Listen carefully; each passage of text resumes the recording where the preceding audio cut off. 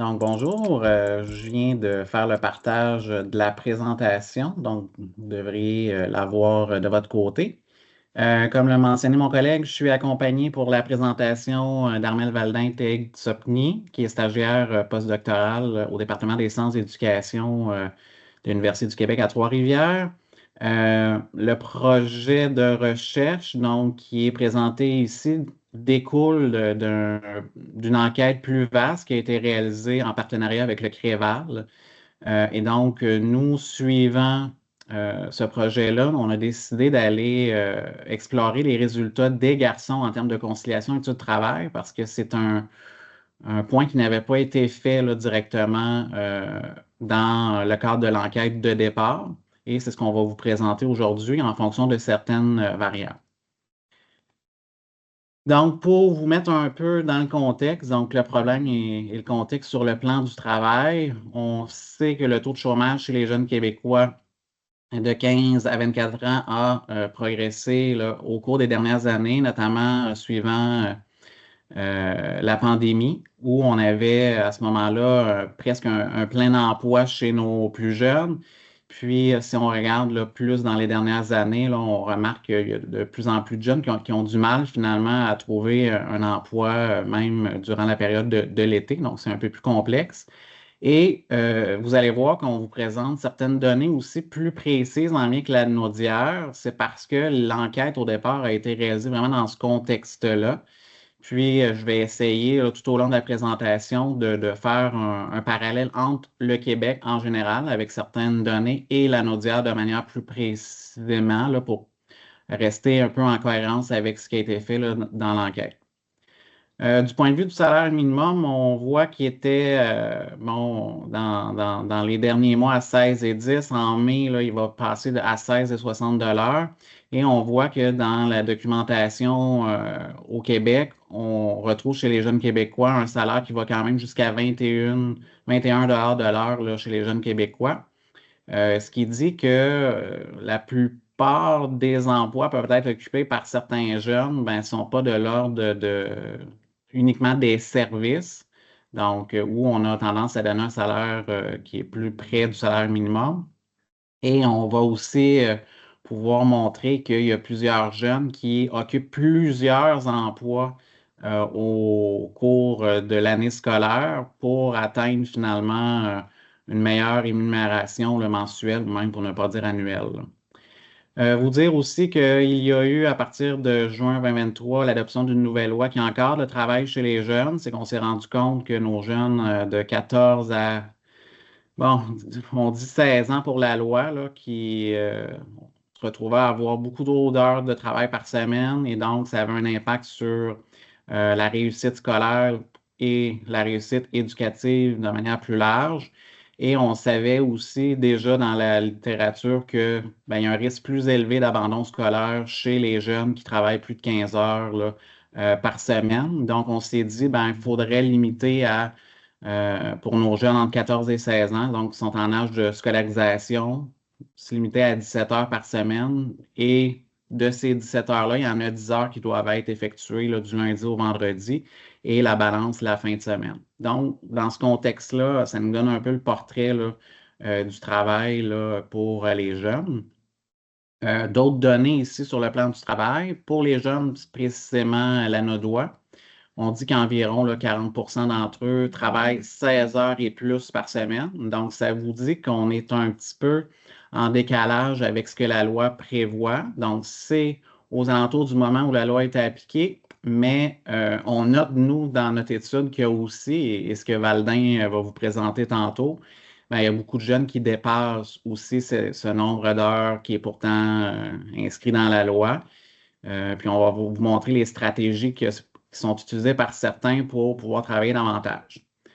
Sur le plan plus économique et familial, bien, on sait qu'il y a certains jeunes qui vont devoir travailler parce que le revenu familial est moindre. Ça, c'est aussi noté. Donc, il y a un besoin de travailler pour certains jeunes pour répondre à leurs besoins, mais répondre aussi aux besoins de la famille. On dit aussi que le travail peut avoir des effets bénéfiques chez les jeunes. Donc, ce n'est pas uniquement l'affaire de gagner de l'argent, mais c'est aussi de développer certaines compétences et certains savoir-être en termes de sentiment de valorisation, développement de compétences et de connaissances en lien avec le marché du travail. Vous le savez aussi, c'est le développement du sens des responsabilités de l'organisation, puis ultimement une certaine autonomie financière, donc la gestion du budget et de l'argent que je reçois suivant le travail rémunéré. Et le CREVAL, qui était l'organisme là, qui était avec nous dans la réalisation de l'enquête au départ, ben, notait déjà sur le terrain qu'il y a une difficulté à comprendre ce qu'on entend finalement par conciliation études-travail chez les jeunes. Donc, c'est un concept qui est un petit peu flou pour eux. Puis, il y aurait déjà au départ un travail peut-être à faire là en leur expliquant qu'il y a cette nécessité-là d'avoir un équilibre entre le travail et les études en termes de temps attribué là, à ces deux dimensions-là de la conciliation. Je reviens toujours avec le problème et le contexte sur le plan davantage de la réussite éducative. Donc, si on prend les données de 2023-2024, taux de diplomation de qualification secondaire pour le Québec, bon, nos garçons performent un peu moins bien que les filles. Et dans la Naudière, on a un peu le même portrait. Donc, ce qui nous indique qu'il y a une importance probablement accordée à la conciliation études-travail parce qu'on souhaite que nos jeunes réussissent bien aussi à l'école et obtiennent dans les temps leur diplôme d'études secondaires.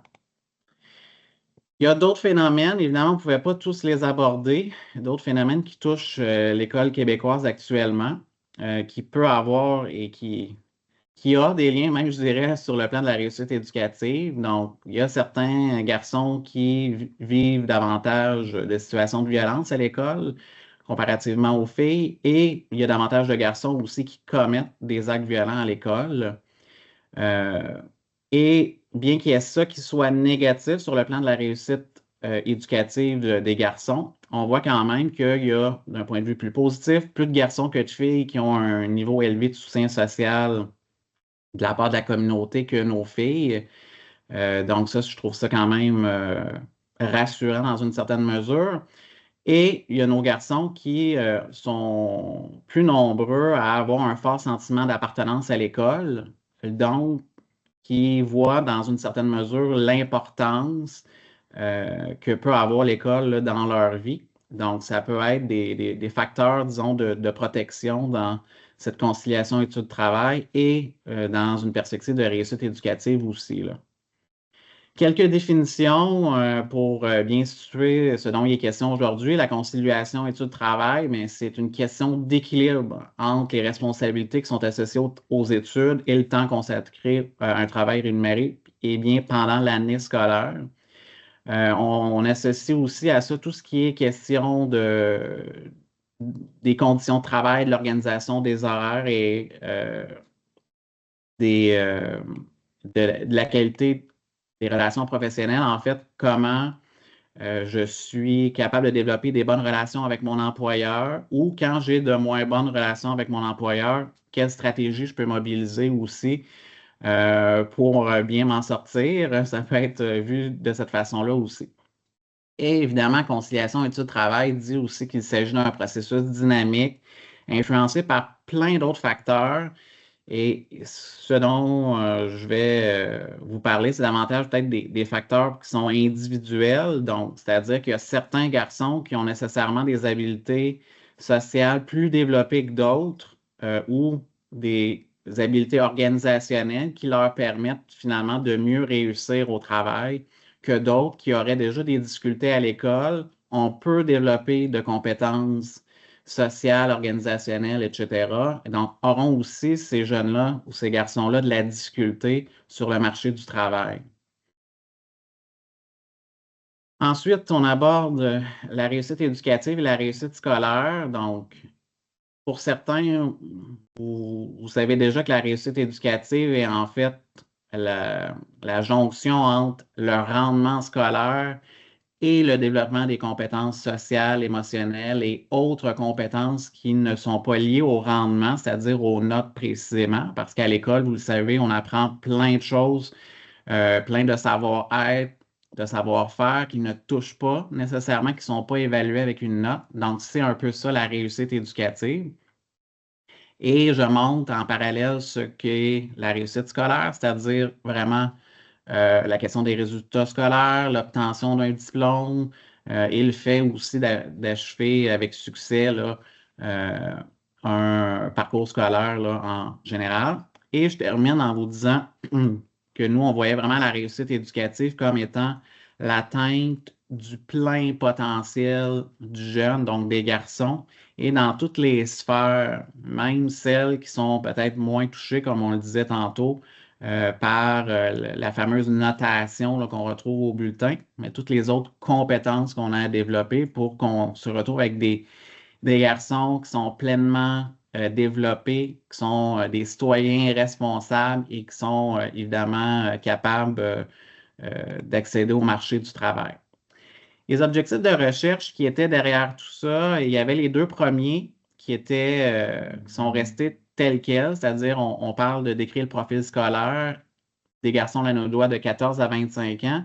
Et le deuxième touche vraiment la même chose, mais sur le plan de l'emploi. Donc, vous avez compris, évidemment, que si on est dans conciliation études-travail, on n'a pas tellement le choix d'aller des deux côtés. Et ce qui s'ajoute un peu à la présentation aujourd'hui, c'est qu'on sait, peut-être vous n'aimerez pas le terme, mais nous, entre Baldin et moi, on dit souvent ça, on s'est amusé un peu à essayer d'aller voir les différentes dimensions qui étaient sondées dans l'enquête et de voir est-ce qu'il y a vraiment certains liens de cette conciliation études-travail-là vis-à-vis de la réussite éducative des garçons. Et ben, je vais vendre un petit peu le punch, là, c'est-à-dire, vous comprendrez qu'il y en a évidemment, là. J'arrive avec la méthode. Simplement vous dire que oui, il y avait l'enquête au départ qui comprenait garçons et filles. Nous, aujourd'hui, on va s'intéresser juste aux garçons parce que c'est un peu c'est l'idée là, même du webinaire. Donc, on avait quand même un échantillon de 611 garçons, donc à peu près 37,6 de notre échantillon là, de départ. Je vous invite aussi à noter que ce total-là peut varier un peu dans la présentation, c'est-à-dire que c'est pas tout le temps tous les garçons qui ont répondu à toutes les questions, donc ce qui fait qu'on peut avoir un échantillon un peu plus faible là, pour certaines questions là, posées. La répartition des garçons selon l'âge, pour vous donner quand même une idée là, dans cette tranche du 14 à 25. Donc, surreprésentation vraiment de nos jeunes entre 14 et 19 ans. Et c'est pour ça aussi que les liens qu'on fait aujourd'hui dans la présentation là, portent principalement sur les jeunes le plus du secondaire, malgré que, il y a quand même quelque chose qui peut être entrevu là, pour ce qui est des garçons qui sont un petit peu plus vieux, là. Type d'établissement fréquenté, ben, en fait, je viens un peu de vous le dire, ça cible davantage l'école secondaire avec près de près de 63 et quelques autres là, milieux qui sont aussi ciblés. Par exemple, le cégep, je vois quand même qu'il y a presque 18 ou à peu près 17 là, de l'échantillon qui est ciblé. Répartition selon le statut d'études. Remarque ici que c'est vraiment un programme d'études à temps plein là, pour la grande majorité. Puis ça, on va y revenir d'ailleurs sur ça dans les résultats, montrer la distinction entre les deux et que voir que pour ceux qui sont à temps partiel, ça peut être un peu plus complexe, là, leur conciliation études-travail. Pour ce qui est de la répartition selon l'horaire scolaire, ben, la plupart avaient des cours seulement les jours de semaine. Donc, ce qui est assez standard, là, qu'on retrouve évidemment au secondaire, là. Donc, voilà. Stratégie de collecte et d'analyse de données, rapidement, pour vous donner un peu le portrait de la situation par rapport à tout ça. Questionnaire électronique, on avait 20 questions fermées. On a abordé le nombre d'heures de travail et d'études par semaine, le salaire net reçu hebdomadairement, les raisons pour lesquelles on travaille, les contraintes en emploi, l'équilibre perçu dans la conciliation études-travail et le domaine d'études. Pour chaque questionnaire, les jeunes ont pris environ 14 minutes pour y répondre. Certains, malheureusement, comme je l'ai mentionné tantôt, n'ont pas répondu à toutes les questions, donc ce qui fait qu'il y a une certaine variabilité là, dans notre N, donc dans l'échantillon. Et les analyses qu'on vous présente sont d'abord d'ordre descriptif, donc ce que Valdin va vous présenter en premier tantôt comme résultat, et va nous présenter aussi les liens, donc les fameuses variables qu'on a croisées, où on s'est amusé pour voir s'il y avait des liens, donc avec le Q2 d'indépendance. Donc, je cède la parole à Valdin.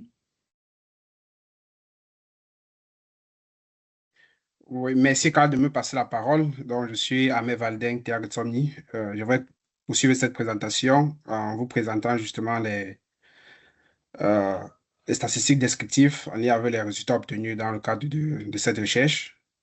Donc, nous retenons en fait que plus de 75% des garçons vivent une expérience scolaire très positive ou positive. Environ 83% des garçons justement se disent en réussite dans la plupart des cours et de leurs compétences. Aussi, 87% des garçons accordent une importance à l'école. 91% des garçons occupent un seul emploi. 66% justement des garçons travaillent moins d'heures les mois où ils sont aux études et plus d'heures les mois où ils sont en congé d'études. Aussi, 46% de garçons travaillent ordinairement le soir et 22% le jour. Et on a aussi observé que 68% de garçons travaillent jusqu'à 15,5 heures par semaine. Et ici, le salaire moyen obtenu étant de 17,52 $ de l'heure. Et nous retenons comme raison principale nommée par les garçons le travail pendant les études, étant aussi de payer les dépenses personnelles. Et ensuite, nous avons observé que 45% de garçons mentionnent que leur employeur se préoccupe beaucoup de la préoccupation, de la conciliation et du travail, comme Carl l'expliquait tantôt. Donc, ce qui traduirait nécessairement que la qualité des relations serait bonne pour certains d'entre eux, comme je mentionne, à 45%. Et aussi les deux principaux avantages nommés par les garçons pour travailler en même temps qu'ils sont aux études sont nécessairement le développement du sens de l'organisation, des responsabilités et d'une discipline personnelle et surtout par la suite une grande autonomie financière. Donc, il y en a qui aimeraient justement, qui travaillent parce qu'ils aimeraient être plus ou moins autonomes sur le plan financier. Et, par contre, les principales difficultés relationnelles et personnelles vécues au travail par les garçons sont entre autres le temps moindre et pour les relations sociales, c'est-à-dire en famille et les amis. Et aussi, il y en a qui ont avoué que et le temps aussi devrait être temps moindre pour les loisirs, le sport, la musique. Et par la suite, 33% de garçons évoquent vivre des difficultés physiques en raison du travail effectué. Ici, la position debout étant de plus en plus mise en avant. Parallèlement à 35,4% d'entre eux qui disent en fait n'avoir aucune difficulté sur le plan physique. Et par la fin aussi, on note que 84,2% des garçons évoquent donc, cette capacité de pouvoir maintenir un équilibre dans leur conciliation et du travail, ce qui est de manière générale une bonne information, puisque là, on tend vers les 85%. Et pour ce qui est des résultats que je présente cette fois, nous avons essayé, comme Carl a dit, d'établir des liens possibles entre les variables qui pourraient toucher, entre autres, les études et aussi la conciliation du travail, mais aussi et surtout la réussite scolaire. Mais avant, nous avons essayé d'établir le lien entre l'horaire de travail et la tranche horaire et la tranche d'âge pour essayer de voir et la relation ici étant significative. Donc, comme Carl a expliqué au niveau de la méthode, nous insistons plus sur la relation, le qui deux, donc plus des liens. Nous ne sommes pas là pour dire telle variable détermine ou bien influence dans ce sens, mais plus pour voir est-ce qu'il y a des liaisons possibles, quels sont les liens qui pourraient s'établir entre ces variables. Donc, à ce niveau, on constate donc qu'il y a un lien significatif entre la tranche d'âge et le nombre d'heures.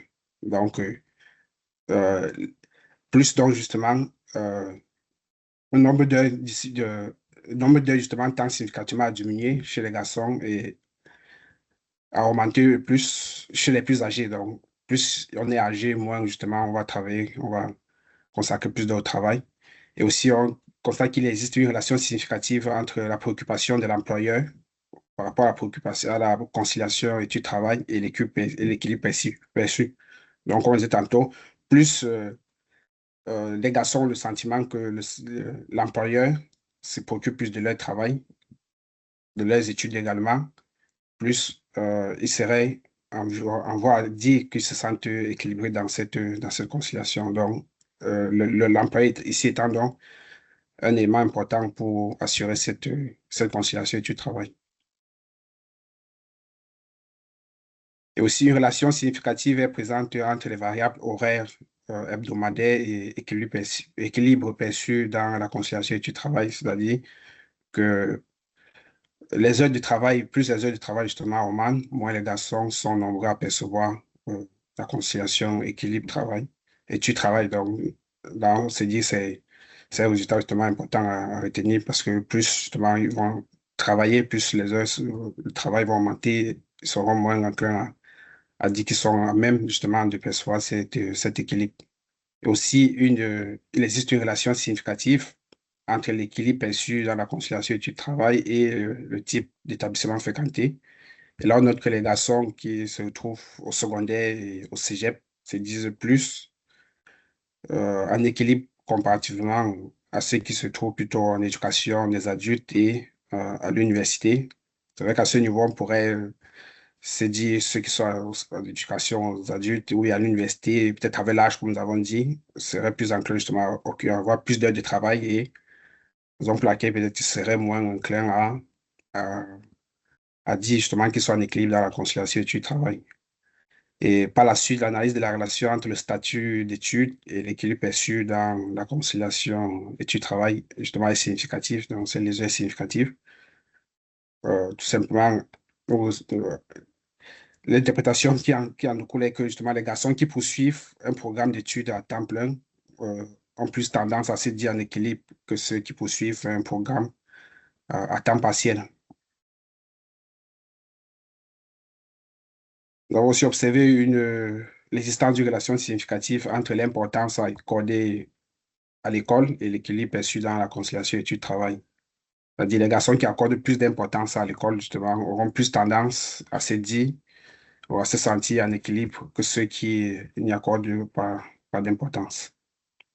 Aussi, le croisement entre les variables horaires scolaires et l'équilibre perçu dans la conciliation études-travail indique un lien significatif. Donc, les garçons qui ont des cours seulement les jours de semaine et ceux qui ont des cours le jour et le soir de la semaine sont plus enclins à se sentir en équilibre dans la conciliation, dans ces conciliations études-travail, que ceux qui ont cours seulement le soir de la semaine.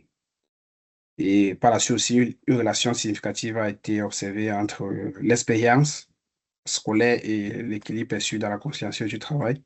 Donc, les jeunes dont l'expérience scolaire est très positive sont plus enclins à se sentir en équilibre dans la conciliation et du travail.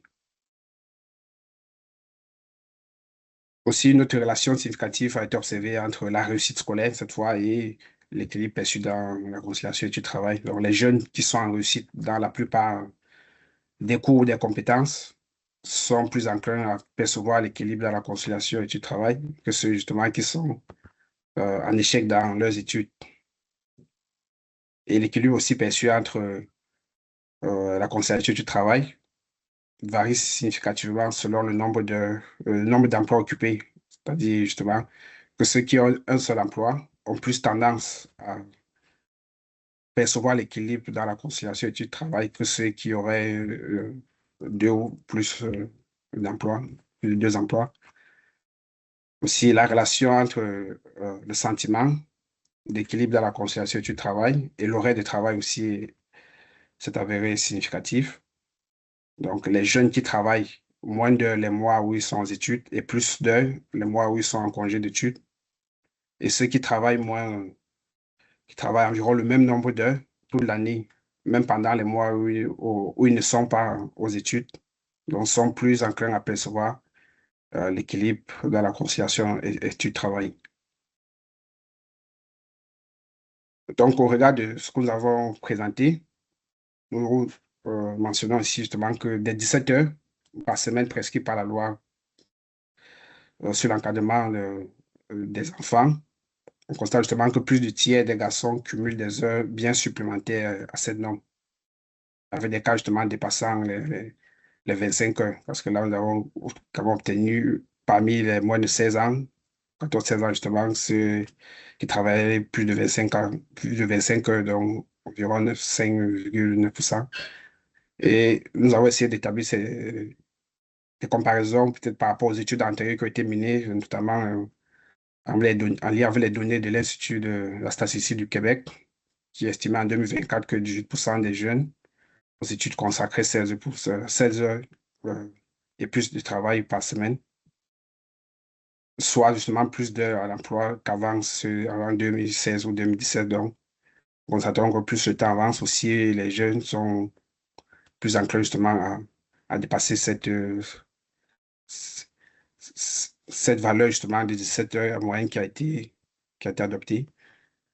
Et aussi, nous constatons que plus les heures justement de travail augmentent, moins les jeunes seront nombreux à percevoir l'équilibre dans la conciliation du travail. Et nos résultats vont dans le sens de ceux des propos de Supruno qui a en 2024 au Québec justement ces travaux qui soulignent que ce n'est pas tant le fait de travailler pendant les études qui pose problème, mais plutôt le nombre d'heures consacrées à cette activité. Donc, on voit que plus si les jeunes travaillent, c'est une bonne chose, comme nous allons expliquer par la suite, mais toujours est-il, il va falloir voir est-ce que le nombre d'heures serait plus ou moins un handicap ou si oui, à quel niveau. Donc, parmi les avantages nommés par les garçons pour travailler durant les études, vous voyez, il y en a qui ont mentionné ici le développement du sens de l'organisation, des responsabilités d'une discipline personnelle. Et vous avez remarqué justement que ceux qui travaillaient à temps plein étaient plus enclins à se sentir en équilibre dans la conciliation du travail que ceux qui travaillent à temps partiel. Donc, on s'est dit justement cela. Donc, c'est dit, le travail participe justement à développer plus le sens de l'organisation, des responsabilités, aussi d'une discipline personnelle, mais aussi une plus grande autonomie financière, comme nous avons remarqué. Donc, c'est la raison pour laquelle les travaux, la littérature ici, en référence aux travaux de Grève et Sidel, vont donc relever ici qu'en effet, le travail durant les études contribue justement à développer d'autres habiletés sociales et organisationnelles. Donc, le travail pendant les études permet, par exemple, de les financer, et de confirmer ou non l'objectif de formation, ou encore de développer des compétences professionnelles jugées utiles, ce que le programme d'études, comme nous savons justement, et la scolarisation permettraient peu ou pas. Donc, le travail devient en quelque sorte complémentaire aux études en termes de développement personnel et professionnel, ce qui est en éducation avec la compréhension de la réussite éducative. Donc, je vais poursuivre avec certaines recommandations à l'issue là, des résultats présentés. Nous sommes d'avis là, qu'il y aurait un intérêt à mieux diffuser l'information là, sur l'importance de la conciliation études-travail, pas auprès des gens qui les entourent spécifiquement, mais directement auprès des garçons. Donc, de mieux voir avec eux, est-ce que le nombre d'heures de travail qui est effectué est adéquat en fonction de leur capacité à l'école, du rendement aussi scolaire observé.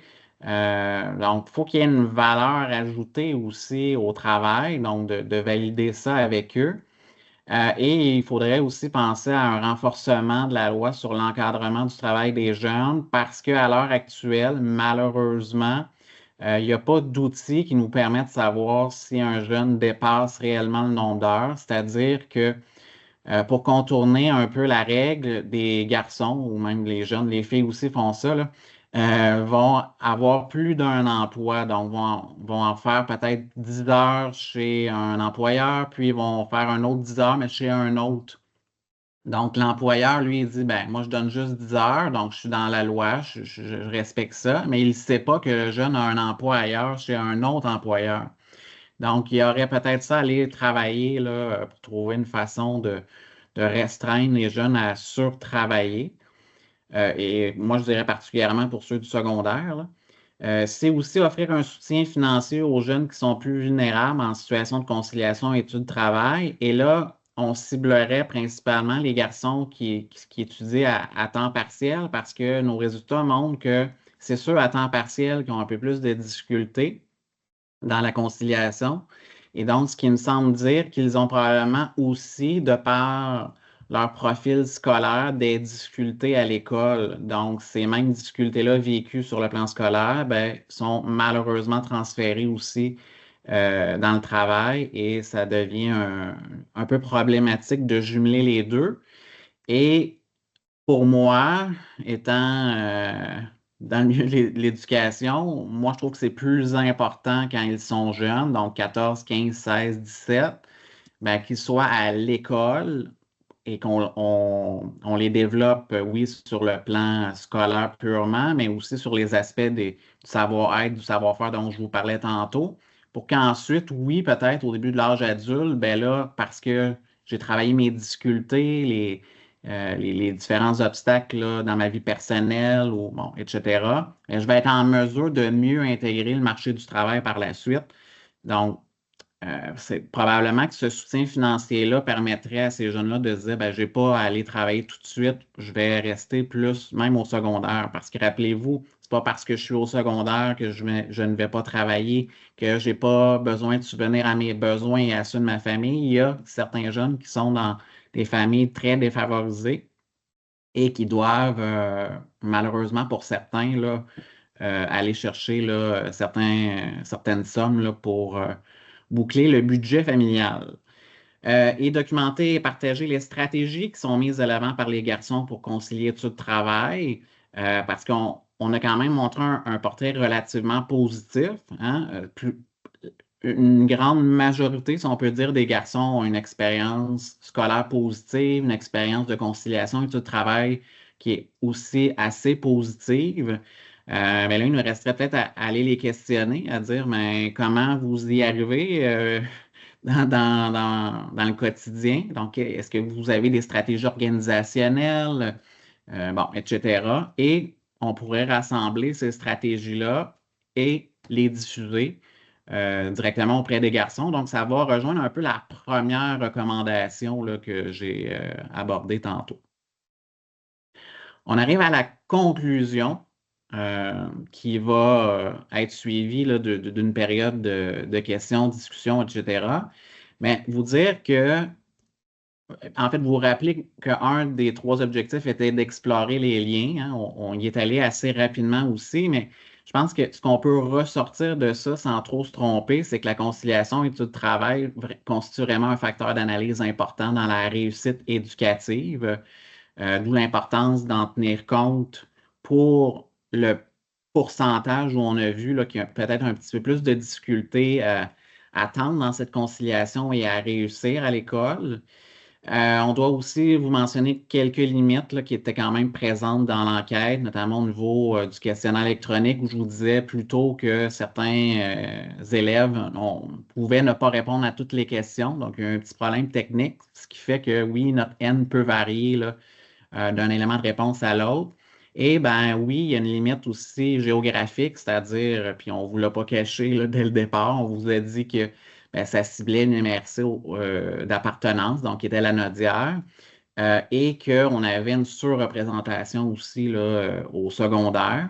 Mais on a quand même essayé de vous présenter les résultats en lien avec plus les plus jeunes. Puis évidemment, on peut moins peut-être faire de lien là, avec les autres niveaux, étant donné que notre N est un peu moins important.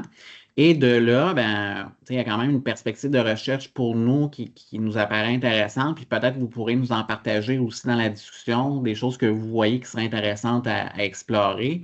Ben, c'est d'identifier les stratégies, donc ce dont je vous parlais dans les recommandations tantôt, parce que ça semble peut être mis de l'avant jusqu'à maintenant, puis pas des stratégies qui viennent des adultes qui les entourent, non, de vraiment favoriser le point de vue des jeunes qui réussissent très bien à faire cette conciliation-là. Puis on pourrait peut-être aussi se permettre d'aller voir ben, ceux qui ont de la difficulté, puis qui nomment précisément, c'est parce qu'ils ont un manque de compétences dans l'organisation de leur horaire. Ben, si on avait aussi ce point de vue-là, ben, ce qui nous permettrait par la suite, nous-mêmes, à l'école, dans le cadre de la formation, ben, d'aller peut-être pallier là, les problématiques en ce sens-là, parce qu'il y a des programmations aussi qui sont tournés vers le travail, notamment la formation métier semi-spécialisé, la formation préparatoire au travail. Donc, c'est des programmes qu'on retrouve au secondaire où on travaille quand même ces aspects-là, mais peut-être que ça pourrait venir justement bonifier un peu l'approche qu'on aurait avec les garçons. Voilà, on arrive à la discussion. Je vais arrêter le partage. Merci beaucoup. Merci, Carl. Merci, Valdin. Très intéressant de vous entendre à ce sujet.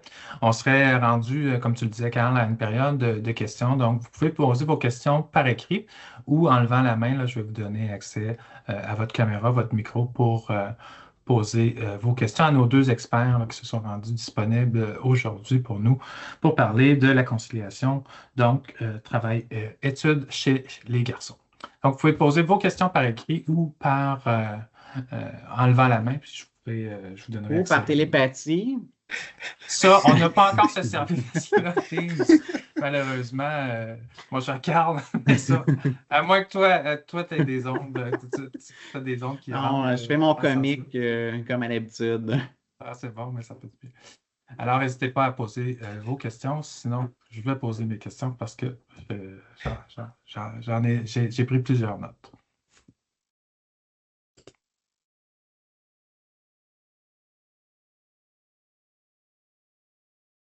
Alors, on vous invite à poser vos questions par écrit. Peut-être lancer le bal, ça va peut-être favoriser peut-être l'échange, la conversation. Écoutez, je voyais deux petites choses. Je voulais vous demander, j'allais peut-être manquer, là, excusez-moi, je faisais aussi des suivis techniques là, en même temps que vous présentiez. Est-ce qu'il y avait un lien dans vos résultats entre le type d'emploi exercé par les jeunes hommes et la conciliation études-travail? Et dans un deuxième temps, je me demandais, si on regarde le plus les données plus générales, je ne sais pas si vous êtes informé là-dessus, est-ce qu'il y aurait des différences entre le type d'emploi exercé par les garçons et les filles?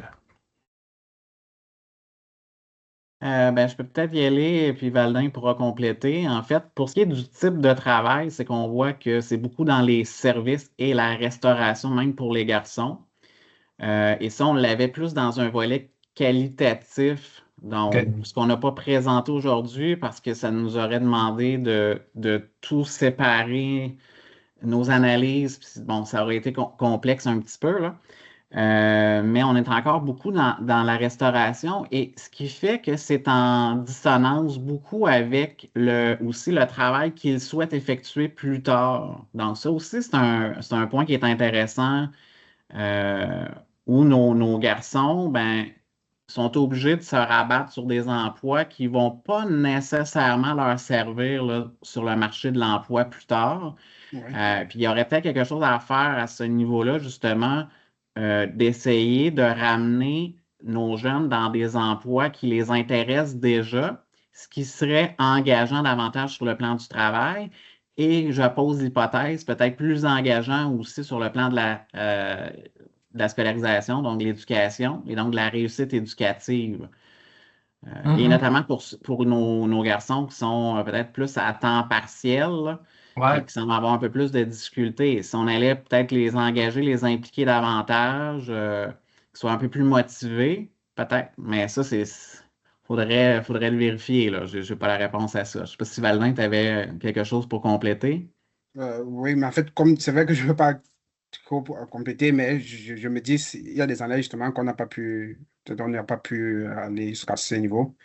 Mais je pense que tu as répondu, puisque dans le cadre de cette présentation, il n'y avait pas, je ne s'est pas intéressé justement à quel type d'emploi dans le quanti, mais plus à le quali que tu avais justement bien mené.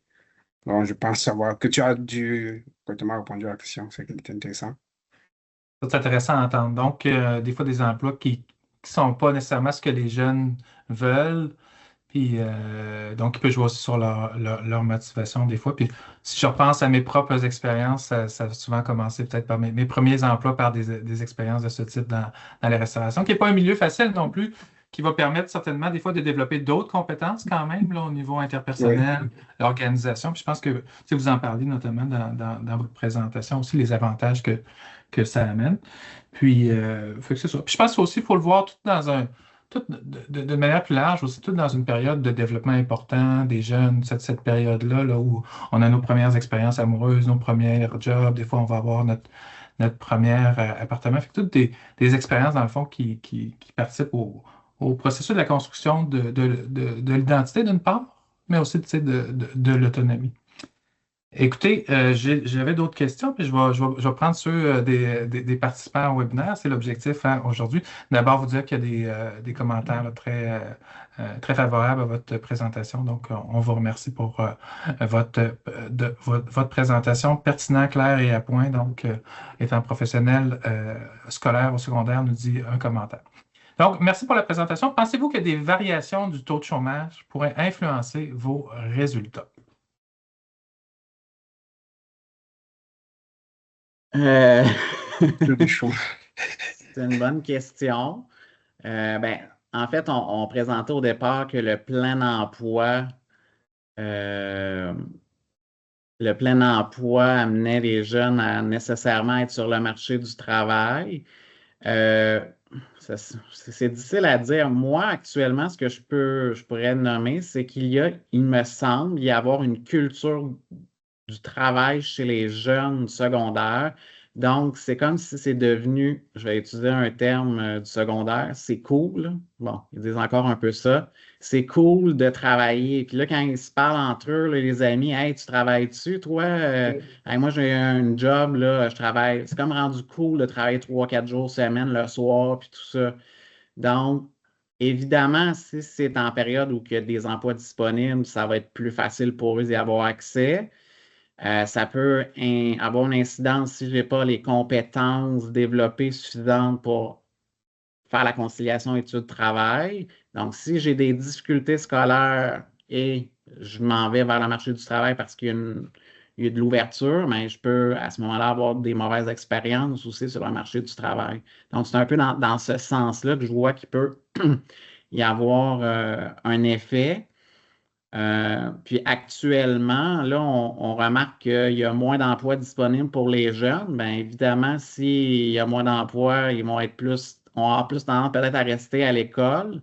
Oui. Mais il y a une idée qui est quand même assez commune, puis bon, qui est dite socialement, où on dit à certains jeunes, ben, en plus de l'école, va donc travailler un petit peu. Va donc travailler un petit peu, ça va te motiver à aller à l'école. Ben, ce qui ressort un peu de l'enquête, c'est pas tout à fait vrai, du moins pas pour tous les élèves et pas pour tous les garçons, parce qu'au contraire, pour certains, comme je le disais tantôt, qui n'ont pas les habiletés de départ, ben, l'emploi devient comme une surcharge cognitive pour eux, puis ils vont échouer aussi dans leur travail. Donc, ce qui n'est pas souhaitable. Tu sais, on ne veut pas que nos jeunes aient des difficultés à l'école, puis ensuite échouent à l'école, puis échouent en plus dans le travail. Bien là, ils vont se dire, coudonc. C'est Donc, c'est vrai. pour ça que je me dis que pour certains garçons, il va probablement mieux rester plus longtemps exclusivement à l'école, développer l'aspect de scolarisation, avoir des bonnes notes et bien réussir dans les domaines principaux. Et nous, on va comme enseignant, parce que moi, je suis enseignant en adaptation scolaire aussi de formation, donc j'ai ce réflexe-là de dire ça comme enseignant. Ben, on va continuer à travailler avec eux les autres compétences, savoir-être, savoir-faire, qui pourront être transférées ultimement dans le travail plus tard. Donc, c'est un peu ma façon de répondre à cette question-là. Très intéressant. Puis dans le fond, on voit aussi qu'on n'a pas la même solution pour tous nos garçons. Dans le fond, ça dépend beaucoup de leur parcours scolaire. D'autres questions. Donc, quel pourcentage nomait devoir travailler pour pouvoir se payer des études et quel impact ça avait sur leur perception de la conciliation travail-études? Ouais.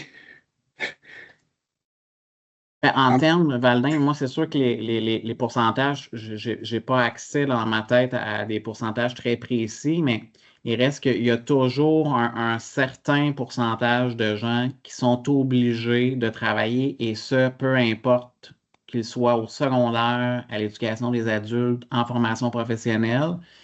Euh, et c'est principalement pour des considérations financières personnelles. Donc, payer l'abonnement du cellulaire, payer l'essence que je mets dans mon auto pour aller travailler et pour aussi me déplacer à l'école, à l'université, en centre de formation professionnelle. Euh, et c'est pour ça que dans les recommandations, je disais il y a un aspect de financement qui est, je sais, l'argent, on peut toujours en donner, puis c'est pas facile nécessairement à trouver, mais on gagne quand même pour certains jeunes d'aller réduire le nombre d'heures, quitte pour les plus jeunes à complètement retirer et peut-être de donner des bourses plus ponctuelles pour répondre à certains besoins qui sont vécus par les jeunes secondaires, puis d'autres situations qui sont vécues par ceux qui sont en formation professionnelle, qui à un moment donné n'ont pas le choix de travailler parce qu'ils sont un peu plus âgés aussi, puis à l'université, là. Donc, il faudrait que ce financement-là soit adapté en fonction du profil de l'élève, là. Évidemment, je pense que je ne donnerais pas la même approche financière pour des gens de secondaire versus ceux qui sont à l'université, là. Parfait, parfait. Merci beaucoup, Carl. Merci pour ta réponse. Écoutez, juste un petit détail technique. Donc, je partage en même temps le lien vers l'évaluation du webinaire. Je vois que le formulaire, il y a un petit problème avec le lien. Permettez-moi de régler ce petit problème-là. Si jamais vous avez accès toujours à l'onglet Conversation, fait que je vais régler ce problème-là rapidement. Si jamais ça ne fonctionnait pas d'ici la fin du webinaire, vous aurez toujours accès dans la conversation Team à l'onglet Conversation et je mettrai le lien corrigé. Merci beaucoup. Oui, d'autres, excusez-moi, là, Carl et Valdin pour cette interruption. D'autres petites questions. Donc, lorsqu'on parle de dépenses personnelles, est-ce que le cours de conduite, l'achat d'une voiture sont considérés comme des dépenses personnelles? Dans le nord de la Naudière, c'est une nécessité pour la poursuite des études postsecondaires, entre autres. Oui, oui, en fait, puis ça, on le notait davantage dans le qualitatif. Tu sais, tout ce qui est transport, c'est quelque chose qui demande plus de sous et qui oblige certains à travailler, payer l'essence, se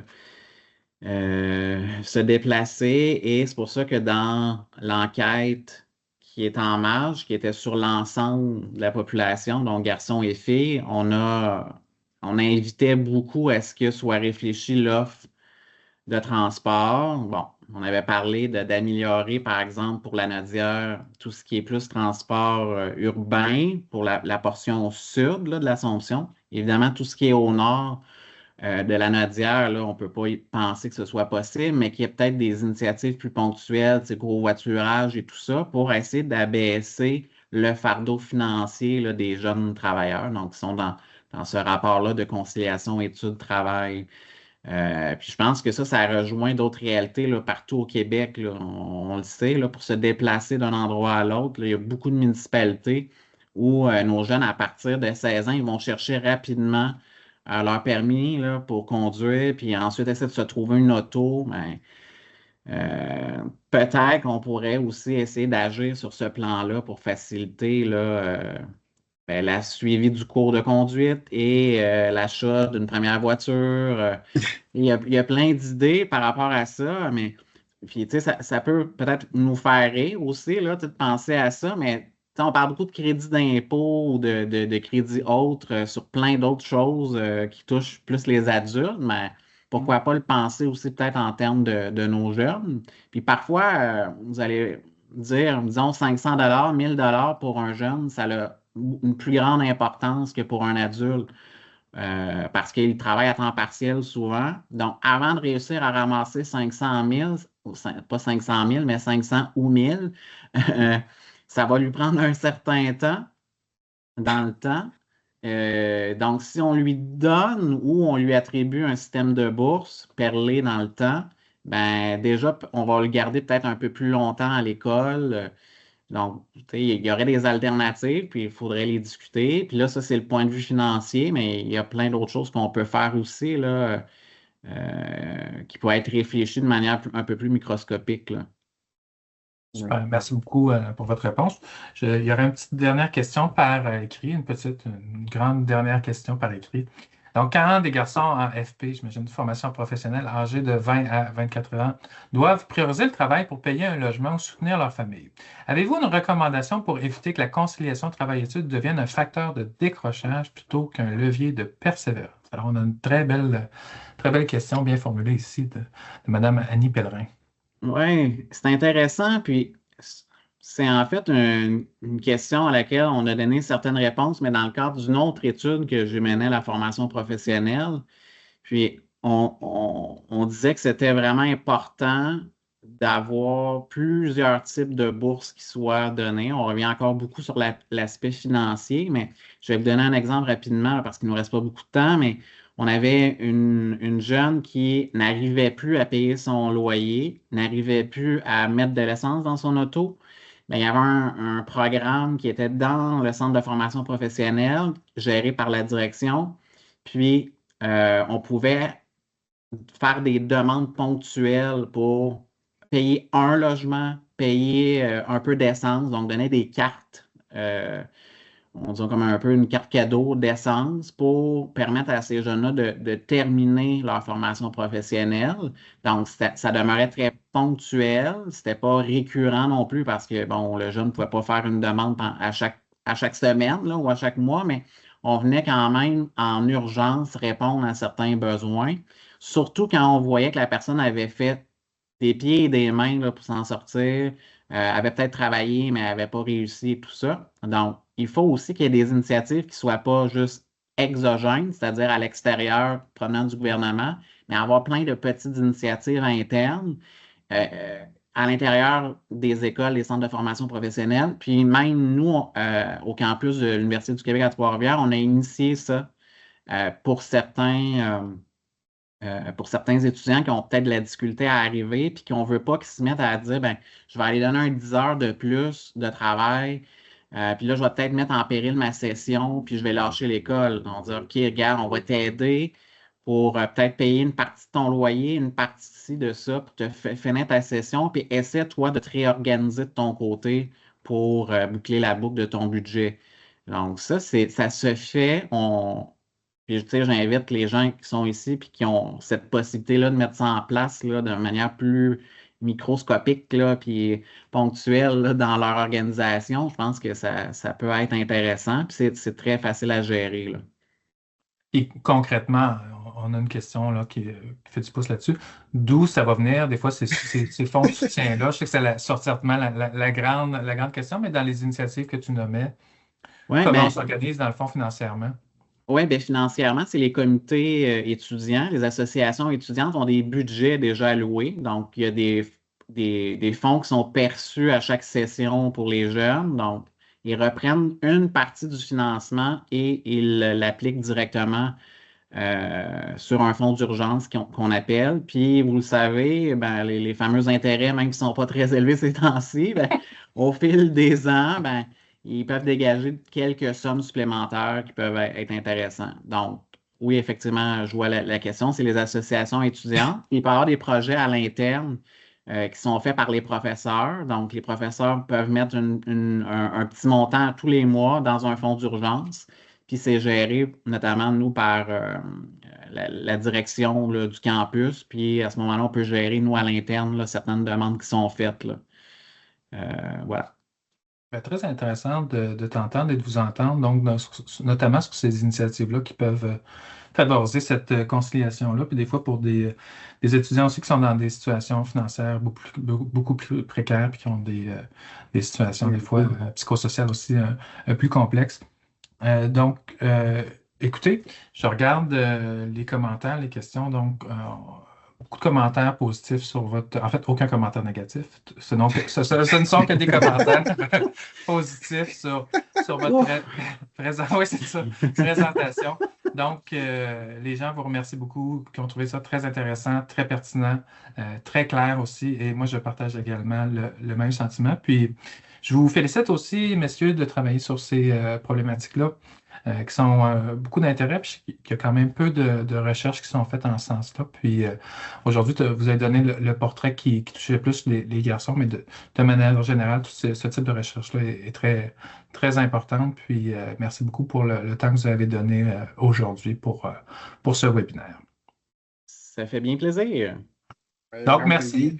Merci beaucoup à vous deux. Merci à toutes celles et ceux qui ont participé au webinaire d'aujourd'hui. Donc, le lien semble fonctionner là, pour